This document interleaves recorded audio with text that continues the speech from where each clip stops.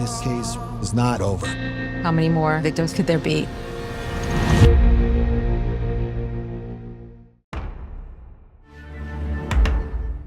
What up and welcome to Rama Screen YouTube channel, and here's my review of Netflix new documentary series Gone Girls, the Long Island Serial Killer. Let's rock this. Damn, holy smokes. Of all the Netflix true crime documentaries we've seen over the years, this may well be the most shocking, most infuriating, most heartbreaking, and most tragic one of them all. Because if you think about it, this case is kind of like the American version of Jack the Ripper, where most of the victims are sex workers.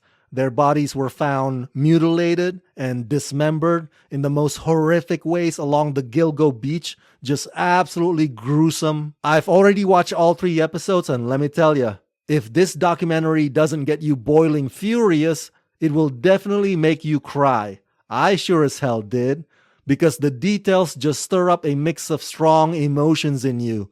It is not for the faint of heart, which is no surprise really, because director Liz Garbus is well known for her in-depth research that made her documentaries so precise and accurate and compelling, and this latest one is no different.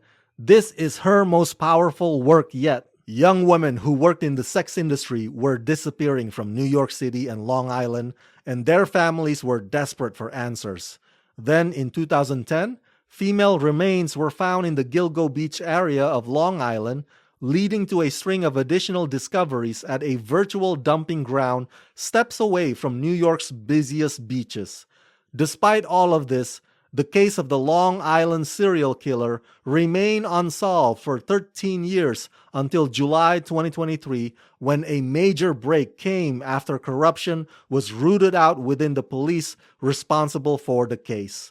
From 2-time Academy Award nominated and Emmy-winning director Liz Garbus comes the definitive look at the twists and turns in a case that dominated headlines and is still developing in real time. The first episode begins with a persistent mother who's determined to find out what happened to her missing daughter, and that is when the terrible discoveries start piling up. Let's just put it that way without getting too graphic about it. It's the second episode that will piss you off the most, because the corruption and the injustice exposed within the law enforcement and the prosecutor's office is unbelievable. It's almost like straight out of a Scorsese movie. That's how jaw-dropping it is. You've heard the old saying, the fox guarding the hen house, right? Well, that's exactly what happened on episode 2. Fortunately, some accountability did take place, but it was a bit late, and it was at the expense of the case being purposely neglected when it didn't have to be that way at all. So yes, this documentary is about those women and their families, rightfully so, but it also chronicles the road from incompetence to competence in the police department, which eventually transpires in the final episode. Now, last I checked, the serial killer, who's been caught by the way, still has not seen his day in trial. Maybe I'm wrong, you can correct me on that, but what I'm getting at is usually Netflix true crime docus would be released after the whole case completely wrapped. Usually it's Peacock true crime docus that would jump ahead of the competition, no matter if the verdict has been reached or not. But anyway, what makes this docu so well put together is that Liz Garbus answers the who, what, why, how, where, and when questions leading up to this point in the most meticulous way possible. This is the work of somebody who really did their homework. This documentary is disturbing and raw and specific and unsettling.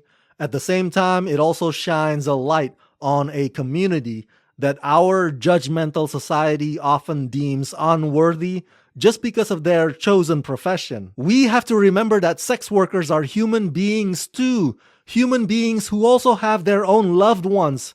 And so they or anybody do not deserve to die this way. Who the hell are we for thinking like they are beneath us?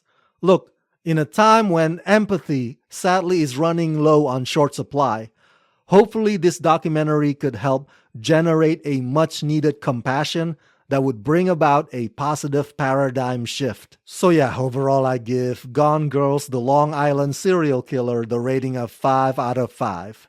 This is true crime docu at its best. One of the most chilling, most deeply moving contents you'll watch on Netflix this year. This case is not over. How many more victims could there be?